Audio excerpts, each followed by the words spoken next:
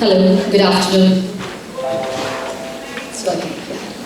Thank you, Nandan, for this very insightful data points. Of course, we're all very much aware what goes into a healthy lifestyle, but to see the figures actually quoted there was very good for me, because we do run a lot of initiatives in our organization, and therefore this is very helpful.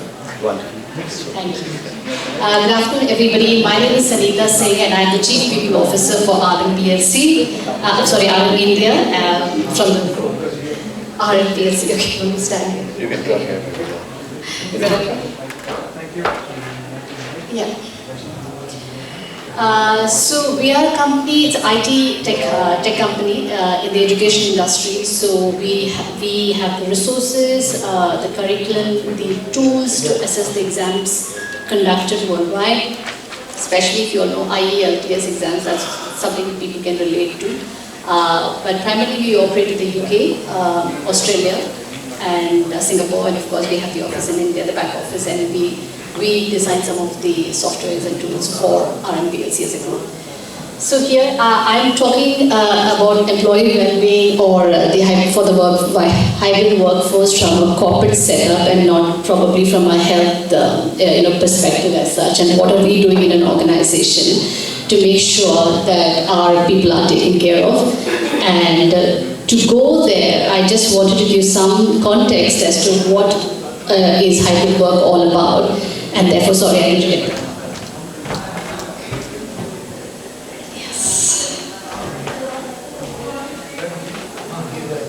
You come here.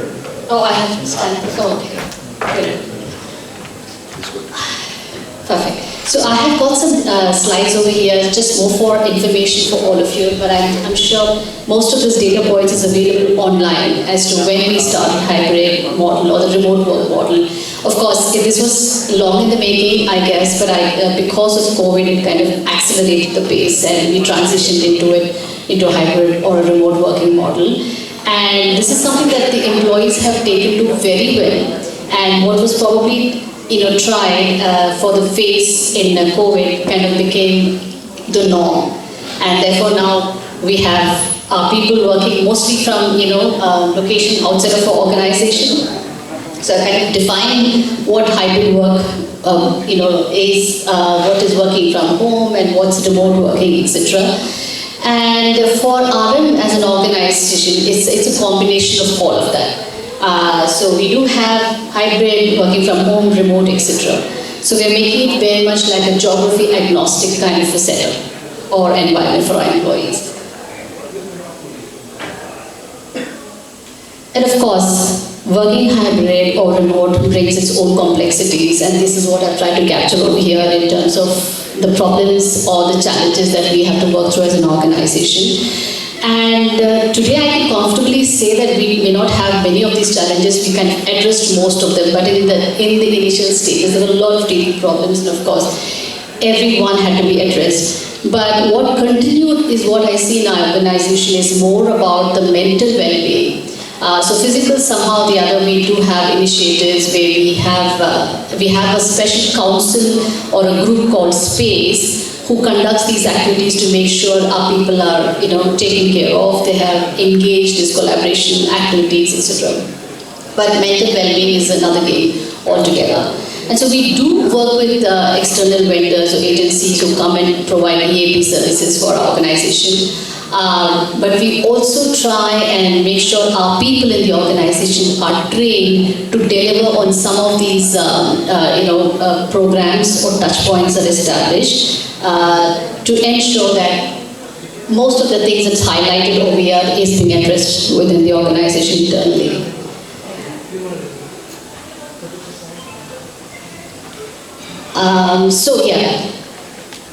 Many things were new to us also as an organization, so we had to do the learning while on the go. So while it is very interesting to know that people say very happy to work from home or remote, etc., there were a lot of challenges in terms of how do we address the connection point, how do people interact, how do people respect boundaries, and how, like Nandan was also talking about earlier, and this is something that happens every organization, I guess, the lines get blurred in terms of what happens between, from the office to the home time, because I myself experience this many a time where we're working in late hours and we're taking in calls because somewhere there is a guilt that is kicking in saying that you're working from home and not in the office most of the time. But I think over a period of time we are able to establish that, that the focus is solely not on the physical presence in the office anymore. It's about being able to collaborate in a virtual world too.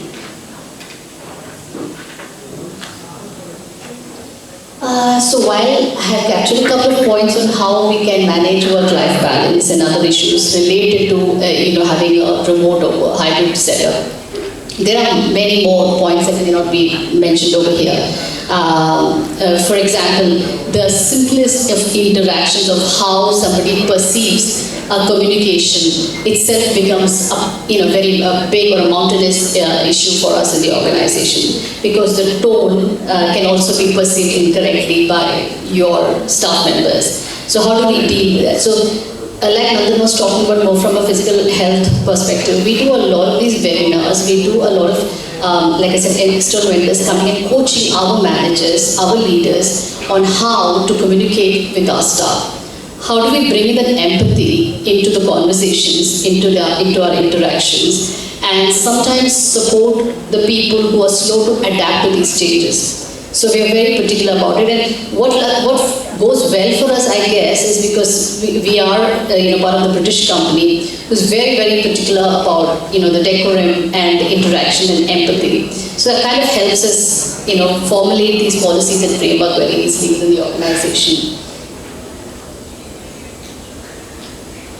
So what I wanted to highlight in some of these following slides is to showcase or give you a peek into what we do in our organization to make sure whether it is a CSR or the DEI, we call it still DEI, like the earlier panel was mentioning about diversity, inclusion, equity. We have a huge forum that is, which is a team comprising of members from UK, India, Australia, etc., who really come up with the pointers, the actionables in whether it is CSR or DEI, and we make sure our employees are part of that, the decision making. So that's one big piece that we work on. Then we also introduce something called as a My Work Blend at RM. So we didn't want to call it as a hybrid model work policy or remote policy, etc. We wanted to say that it's a work blend. Whatever best works for each employee is what we're trying to adopt, except for businesses where it is customer facing. So therefore we have not specified that it will be there 2 days in a day or 3 days in a day, 3 days in a week in the office. It's more like a guideline that we have given, but I must say from the time it's been 2 years since we have introduced this policy, which is very employee facing or employee supportive kind of a policy, has been adopted very well, and we've got rave reviews from our employees saying that it's helping them balance their work-life balance, and especially offers flexibility. So that's something that's been taken care of. And we also make sure that in terms of somebody falling sick or have to have a hospital visit, etc., it's not the 9 hours that we account for. It's the output or the delivery at the end of it that matters. And that's what we track, and we make sure that employees are given that awareness of how they're progressing during this period.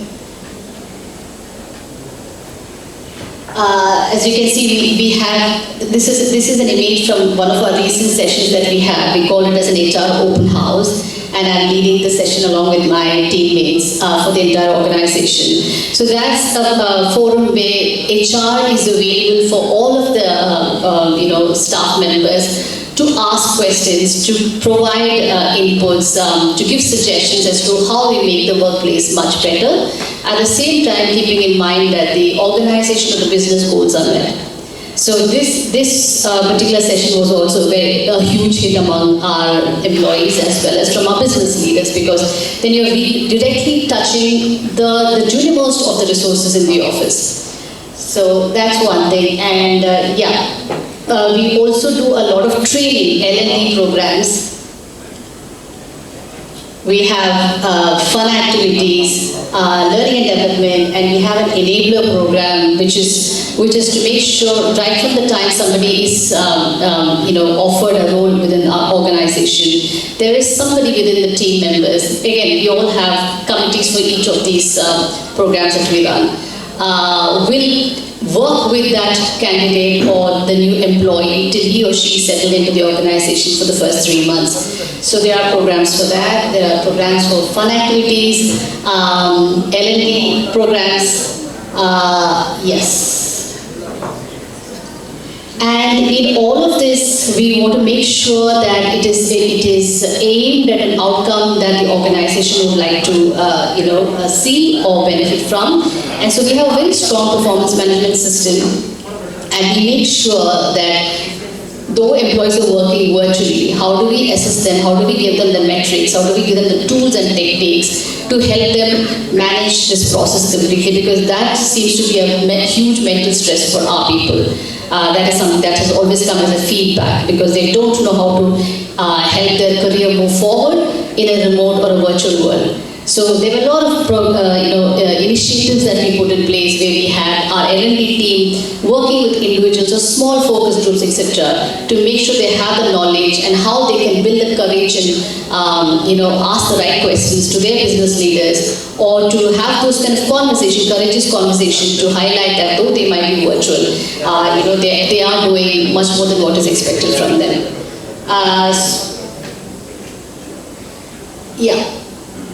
So some of the things that I mentioned over here is already there. We also have town halls, we have leadership meetings that happens, and in those meetings also we definitely check the pulse of the people through conversations and questions, Q&A sessions, etc. And we capture those Q&As. If there are certain points that we don't have an immediate answer for, whether it's the CEO or myself, the CEO, etc., we make sure we go back to our employees in a time span of 1 week on the points that we could not answer on the spot, and we say what has been the decision on those points that they have queried about. So that has helped build a lot of trust among people, so that they know that not necessarily they have to be there in the office in physical presence, that their needs and requirements are also being addressed. What I've shown on the left are some stats that we run through our internal Pulse program, just like the Gallup survey. Here we call it as a Glint survey. We use the Glint platform. And so you can see there's 40 questions that we survey with our people, which ranges from people management to the leadership to the tools and techniques, the processes, our compensation and benefit programs, etc. And the 94% is the participation rate that we had in the last cycle, and we were rated as at a 66% engagement. So all of which is pretty good. In fact, if you can see, these are stats straight from the platform, the tool, and it shows that it's been on the higher side, and that we could achieve only because all the things that we spoke about in the previous slides, right from onboarding, the entire employee life cycle, how do we take care of the employee, is what has resulted in some positive feedback for us through the tool. Some more images on the points that I was discussing about earlier. So this is what I wanted to share in terms of from my organization, what we do to make sure our people are taken care of and their well-being is taken care of. And we make sure that we have a constant stream of feedback that we seek from our people, not just the formal Glint survey, but we have other forums. Just like in the earlier panel, there was a mention about the whistleblowing policy, etc. We have the same thing. And we make sure we listen to it, we act on it, and we feedback on the actions. So therefore, we have received very good feedback from our employees as well as from the business leaders, because the productivity and the business metrics is something else that we look into. And to correlate that all our HR or human touch points that we bring in our organization is resulting in the business objectives and goals too. So with that, I close my presentation, and thank you very much for being a very nice audience. Thank you. Thank you so much, Mr. Arvind Kumar.